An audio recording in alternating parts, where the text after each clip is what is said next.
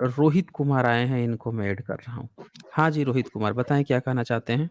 ठीक है बोलिए। सर, मैं एक चीज ये पूछना चाह रहा था आपसे। हुँ, जैसे कि हुँ। आप बोलते हो कि जो महात्मा बुद्ध थे, वो मैंने जैसे आपकी वीडियो देखी है, आप बताते हो भाई महात्मा बुद्ध थे और वो जो है मतलब कि जो ब्राह्मणवाद था उसके खिलाफ में थे। तो वो भी बात हम मान लेते हैं।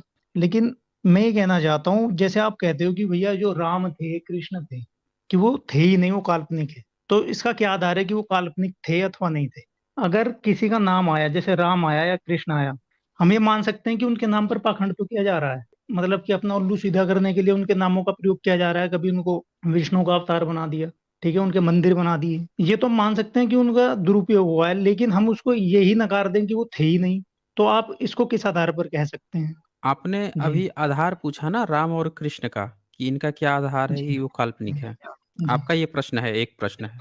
दूसरा आपका क्या जी। प्रश्न है?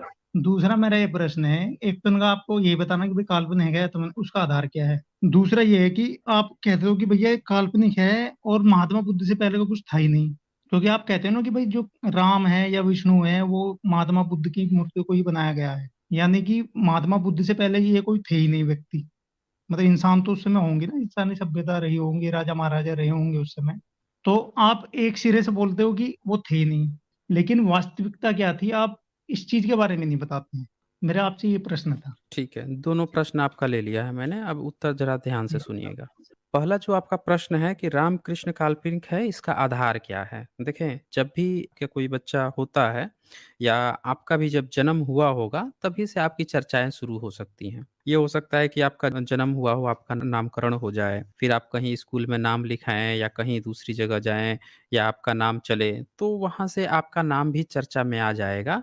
कहीं न कहीं किसी स्कूल में नाम लिखाएगा, कहीं न कहीं आपका आधार कार्ड बन जाएगा या कुछ न कुछ बन जाएगा, कहीं न कहीं आपके नाम की चर्चा आ जाएगी। अगर आप अति विशिष्ट हुए, जैसे कि किसी राजा वगैरह के बेटे हो गए, तब तो आम पब्लिक की तुलना में आपके नाम ज़्यादा प्रचार या कहीं न कहीं सबूत होने के चांसेस बहुत ज़्यादा बढ़ जाते हैं। तो इतिहास में ऐसा देखा गया है, अक्सर हाँ, पूरा दुनिया का इतिहास जो बनता है, वो मानवीय संवेदनाओं पे नहीं बनता है या मोह माया से नहीं बनता है, बल्कि उसके अपने कुछ फैक्ट्स होते हैं, इतिहास को निखारने के, उसको निकाल कर लाने के। ये देखा गया है, हमेशा देखा गया है कि इतिहास में जब भी किसी नाम की चर्चा होती है, तो वो नाम से ऐसा माना जाता है कि जब इस बंदे की चर्चा हो रही है, तो ज़रूर कहीं न कहीं उसी के इर्द-गिर्द में थोड़ा-सा पहले या जस्ट हो सकता है उसी समय के दौरान उस बंदे का कहीं न कहीं जन्म हुआ होगा या उसके इर्द-गिर्द में उसकी चीज़ें लोग जानने लगे होंगे, तभी वो चर्चित हो रहा है। कोई भी व्यक्ति अपने जीवन काल में जब भी कोई कर्म करता है, तो उसके समय के ही लोग उसको जानने लगते हैं।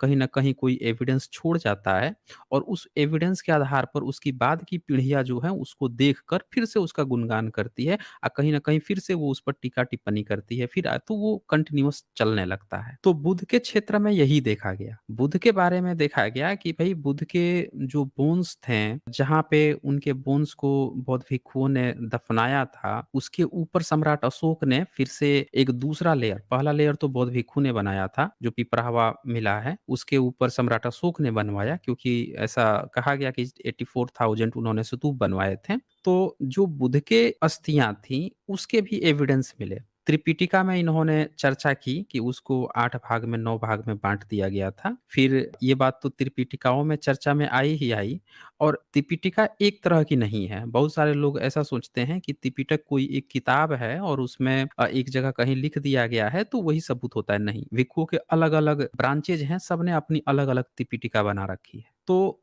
अलग-अलग त्रिपिटिकाओं में इस बात की ज़रूर चर्चा है कि बुद्ध की अस्थियों का इतने भाग में बाँटा गया है, इतने इन लोगों को दिया गया है। आर्कियोलॉजी के हिसाब से भरहुत के स्तूप पे कई जगहों पे वो पूरा एविडेंस मिल गया जहाँ पे उनके बोन का डिस्ट्रीब्यूशन हो रहा है। तो 2-3 बातें कन्फर्म हो गई कि ये स्क्रिप्चर जो बात कह रही है, वो कहीं न कहीं बनाया हुआ भी दिखाया जा रहा है। तीसरी बात यहाँ से कन्फर्म हो गई कि जब उस जगह की खुदाई हुई, जहाँ पे उनके बताया जा रहा है कि इनका पैतृक घर है, तो वहाँ पे वो लेयर भी मिल जाता है। कनिष्क ने बनाया था तो कनिष्क का भी लेयर मिल गया। तो वहाँ पे फिर उसके बाद से सम्राट अशोक का लेयर मिला, सम्राट अशोक से नीचे वो बौद्ध भिक्षु का ओरिजिनल वाला भी लेयर मिल गया। तो भारत का पुरातात्विक विभाग जो है इसकी पूरी गारंटी देता है। कोलकाता में आज भी वो कास्केट रखा हुआ है जो 1898 में विलियम्स पेपे ने जिसको पढ़ाया गया था, जिसमें बताया गया था कि बुद्ध की अस्थियाँ इसमें रखी हुई हैं और वो सम्राट अशोक के समय की हैं। उन्होंने उसको जब बनवाया था, लिखवा के बाकायदे रखाया था।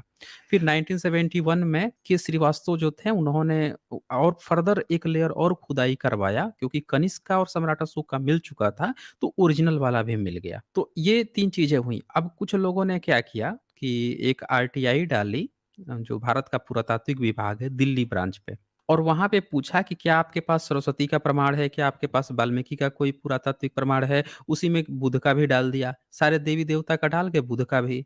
तो दिल्ली ब्रांच ने ये लिखा कि मेरे पास मेरे कार्यालय को उनका बोन से रिलेटेड या उनके कास्केट से रिलेटेड कुछ नहीं मिला है। लोगों ने क्या किया कि उस चीज़ को उठा के विशेषकर जो अंधभक्त होते हैं, उन्होंने उसको प्रचार ऐसा दिखाया कि भाई पुरातात्विक विभाग कह रहा है कि उसके पास कोई बुद्ध के बोन्स या कास्केट या कोई प्रमाण ही नहीं मिला है।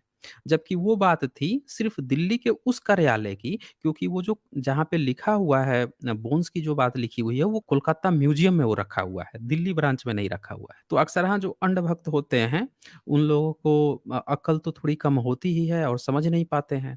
तो उन्होंने बुध पे ही सवाल खड़ा कर किया कि भाई पुरातात्विक विभाग तो कह रहा है कि उसके पास नहीं है। ये गलतफ़हमी थी दोस्तों। वो कोलकाता में रखा हुआ है, मैंने साइंस जर्नी पे वीडियो 211 बनाया है और वहाँ पे आप लोग देख सकते हैं। चार्ल्स एलन ने पूरा एक किताब लिखा है बुद्धायनिच साहिब, वो भी आप पढ़ सकते हैं। ये तो हुई बात कि भई क्यों हम लोग बुध को एक्चुअल मानते हैं। अच्छा इसके अलावा बहुत सारे तमाम प्रमाण हैं लेकिन मेन मुद्दा ये नहीं है, मुद्दा अब आता है कि राम और कृष्ण पर अब हम चर्चा कर लेते हैं। राम कृष्ण की जब हम बात करें तो जैसे बुद्धा का हमने देखा है कि बुद्धा की चर्चा होती है, तो वो भी बोन्स मिल गए और कैसे डिस्ट्रीब्यूशन हुआ उनके बोन्स का वो तमाम स्क्रिप्चर से लेकर और जो दीवालों पे जो शिल्पकला बनती है उसके भी माध्यम से अब प्लस बोन्स जो है प्लस लिखावट सारा लेयर मिलते चला गया। यहाँ पे अब क्या होता है रामकृष्ण में कि भई रामकृष्ण की पहली बार चर्चा कब आती है? क्योंकि बुद्ध की चर्चा हुई तो खटाखट उस समय से मिलना शुरू हो गया।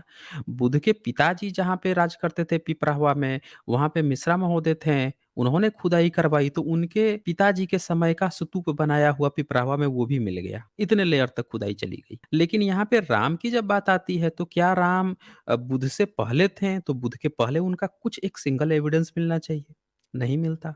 जब स्क्रिप्चर्स की बात करें तो वाल्मीकि रामायण में बुद्ध को ही गाली दिया जा रहा है कि बुद्ध नास्तिक चोर दंड समान है। तो स्क्रिप्चर तो कह रहा है कि भई राम जो हैं रामायण में बुद्ध का नाम आ रहा है यानी रामायण ही बुद्ध के बाद लिखी गई है। स्क्रिप्चर कह रहा है। अब आर्कियोलॉजी में आ जाते हैं, तो आर्कियोलॉजी में हम क्या देखते हैं कि भई आर्कियोलॉजी में तो कहीं भी बुद्ध के समय या उनके पहले राम का प्रमाण नहीं, कृष्ण का प्रमाण नहीं। तो जब रामकृष्ण का प्रमाण नहीं उनकी जो किताबें हैं वो खुद बुद्ध का नाम ले रही हैं। अच्छा ये तो हुई एक बात। अब यहाँ पे फर्दर और भी चीज़ें जुड़ती हैं कि आखिर कब से राम और कृष्ण का नाम लिया जाता है। तो हमारे पास पुरातत्व के नाम पे अजंता की केव्स हैं, जो ईसा से 300-400 साल पुरानी है। तो वहाँ पे जातक कथाएँ मिलती हैं, उनमें राम की जो दशरथ जातक कथा है, तो जब जातक कथाओं के जो एविडेंस मिलते हैं वो बुद्धिज़्म को सपोर्ट करते हैं कि भाई ये तो बुद्धिस्टों के हैं। इनके यहाँ राम नाम का कोई जातक कथा था, तो सिर्फ़ राम ही क्यों बंदर भालुओं की भी तो उसमें चर्चा हुई है। अब वो भी तो भगवान हो जाएगा। जब हम उसमें के किसी एक किरदार का काल्पनिक कहानी के किसी एक किरदार की चर्चा करेंगे, तो उसमें बतख की चर्चा है, उसमें मगरमच्छों की चर्चा है, उसमें बगुलों की चर्चा है, सबकी तो चर्चा है, फिर वो तो सारे भगवान हो गए, उनकी भी हम पूजा करना शुरू कर देंगे। तो यहाँ जो एविडेंस समझ में आता है, वो ये आता है कि बुद्धिज़्म में कुछ जातक कहानियाँ थी, जिनमें ये कुछ किरदार आए थे। फिर देखा जाता है कि भई जब वाल्मीकि रामायण आती है तो उसकी लिखावट चेक की जाती है, तो देखा जा रहा है कि वो तो देवनागरी लिपि में है। तो अगर स्क्रिप्चर भी इनकी पुरानी होती, बहुत पुरानी होती तो ब्राह्मलिपि में लिखी होनी चाहिए थी। कुछ तो सबूत मिलता, स्क्रिप्चर तो कोई सबूत ही नहीं होता। लेकिन स्क्रिप्चर का भी इनका सबूत ये कह देता है कि वो बुद्ध की चर्चा कर रहे हैं, यानी बुद्ध के बाद होंगे। तो जब बुद्ध के बाद होंगे अगर राम नाम का व्यक्ति, तो भैया ये कब था?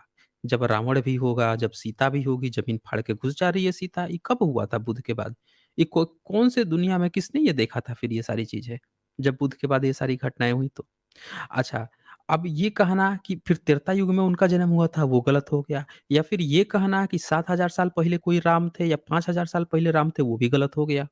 क्योंकि बुद्ध के पहले होते तो पहले से ही चर्चाएँ होती आ रही होती। नहीं मिलती है। कृष्ण का भी वही हाल है। कृष्ण का नाम तो 11वीं-12वीं सदी तक नहीं मिलता है। जो नाम वहाँ पे मिलता है वो वासुदेव है, और वासुदेव फिर से घत जातक कथा है, जातक कथा की, उसमें नाम मिलता है। तो अगेन फिर कहना पड़ता है कि ये कृष्ण नाम का जो चरित्र चुराया गया है, ये भी बौद्धों की जातक कथा से चुराया गया है। तो एक सिंगल सबूत नहीं मिलता इन लोगों का, जो सबूत मिलता है इनके पुरातन, वो बौद्धों के सपोर्ट में मिलता है, जो उनके बोधिसत्व लोग हैं उनके नाम हैं ये। और क्या मिल रहा है कि ये इसका अपना ब्राह्मणिकल नाम या एविडेंस होना चाहिए, वो नहीं मिलता है फिर। तो जब नहीं मिलता है तो काल्पनिक हो गए, क्योंकि जातक कथाएँ काल्पनिक मानी जाती हैं। तो हमें ये देखना होगा, जिस तरह से बुद्ध का हर समय का लेयर मिल रहा है, हर समय की चीज़ें मिल रही हैं, उसी तरह से रामकृष्ण का मिलना चाहिए। अच्छा, जीसस और मोहम्मद को भी आप ले लीजिए। जीसस और मोहम्मद भी जो हैं, ये इनके भी जो सबूत या इनकी जो चर्चाएँ आती हैं, इनके जन्म के बाद से इनकी चर्चाएँ शुरू हो जाती हैं। इनके जो चेले-चपाटे हैं, वो भी किताब लिखते हैं, तो उनकी अगली ही पीढ़ी तो है वो लिख रही है। लेकिन राम और कृष्ण की अगली पीढ़ी का नामो-निशान पता नहीं। ना उनके समय में कुछ पता नहीं, ना उन्होंने कितने यूनिवर्सिटी खोले या क्या शिक्षाएँ दी लोगों को, उसका कुछ पता नहीं। सारी कागज़ी गप्पे। तो इसीलिए ये काल्पनिक है। दूसरा आपका जो सवाल था, आपने कहा मुझ पर क्लेम किया कि मैं कहता हूँ कि बुद्ध से पहले कोई था ही नहीं। ये सरासर झूठी बातें हैं। ये जो लोग भी इस तरह की बातें कहते हैं, दरअसल वो साइंस जर्नी या रैशनल वर्ल्ड के वीडियोज़ देख के बिल्कुल हताश हो जाते हैं, फ्रस्ट्रेट हो जाते हैं। उन्हें ऐसा लगता है कि जिस झूठ पर, जिस बालू की भीत पर उन्हें इतने दिनों से खड़ा किया गया था, जिसकी वो ज़ोर-शोर से प्रचार करते फिरते थे, डींगे हाँकते थे मुस्लिमों से ईसाइयों में, अचानक से ऐसा लगता है कि किसी ने नीचे से ताश के पत्ते सरका दिए हों, बालू की भीत पर खड़े भरभरा के गिर गए हों। वो लोग हताश होके ऐसी बातें करते हैं। दरअसल मैंने कभी ऐसी बात ही नहीं कहा कि बुद्ध से पहले कुछ था ही नहीं। मैंने हमेशा कहा है कि बुद्ध मार्ग में जितनी भी तकनीक इस्तेमाल की गई है, वो सारी की सारी इंडस वैली सिविलाइजेशन से इस्तेमाल की गई है। भारत का जो एंशिएंट सिविलाइजेशन है, वो इंडस वैली सिविलाइजेशन है, जिसकी चर्चा ब्राह्मणिकल लोग जानते तक नहीं थे, उस सिविलाइजेशन के बारे में। वो लोग बुद्ध मार्ग, सम्राट अशोक के बारे में भी नहीं जानते थे, क्योंकि इनकी सारी चीज़ें जो हैं बहुत बाद की हैं, पिछले 1000 ईयर्स के अंदर की है, तो ये पुरानी कुछ भी सभ्यता नहीं जानते थे। ये गुप्त वंश नहीं जानते थे, हर्षवर्धन काल नहीं जानते थे। वो तो अंग्रेज आते हैं, खोजते हैं, लिपियों को खोजते हैं, गुप्त काल लिपि पढ़ते हैं, सम्राट अशोक का पढ़ते हैं, इंडस वैली सिविलाइजेशन तक की खुदाई करके वो निकालते हैं। तब एकाएक सिविलाइजेशन है, फिर पता चलता है कि यार ये तो जो बुद्धिस्ट या सम्राट अशोक का जो सिविलाइजेशन था, इनकी जो तकनीक प्रयोग की गई है, यही इंडस वैली में भी प्रयोग की गई थी। ये तो दोनों एक जैसी है, और एक जैसी है इसीलिए दोनों को भुला दिया गया था, कोई याद ही नहीं रखा। भारत की दोनों एंशिएंट सिविलाइजेशन को भुला दिया गया था। तो आपका ये जो सवाल है ना कि बुद्ध से पहले कोई नहीं था, ये सवाल ही गलत है। मेरे तरफ से कभी ऐसा कुछ कहा ही नहीं गया है।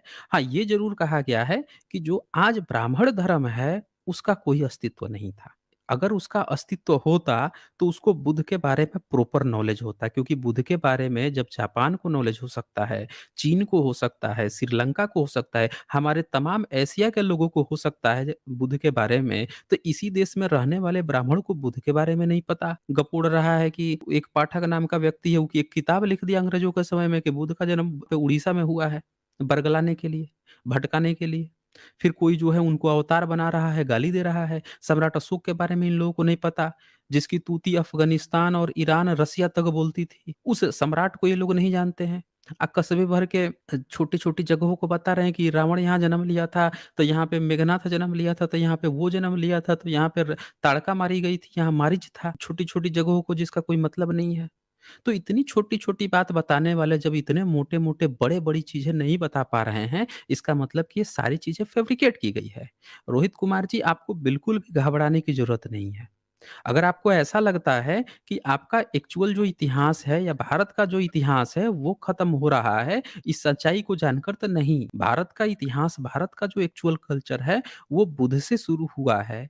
क्योंकि प्रमाण उन्हीं के मिल रहे हैं। एक और प्रमाण मिला है, एंशिएंट सिविलाइजेशन हमारा इंडस वैली, जिसमें अभी हम सभी लोग असक्षम हैं उसकी लिपि को पढ़ने में, उसके राजा महाराजा कौन से लोग थे, क्या करते थे, सारी चीजें पता लगाने में। लेकिन जहाँ तक पता लगा है, वो बुद्धा का आज समर्थ परंपरा पता लगा है, वो हमारी एंशिएंट सिविलाइजेशन आज की डेट में है। तो बिल्कुल भी अगर आप भारत के हैं, भारतीय खून आपके अंदर बह रहा है, तो आपको अपने एंशिएंट जो रिलीजन है या एंशिएंट आपका कल्चर है, उससे प्यार होगा।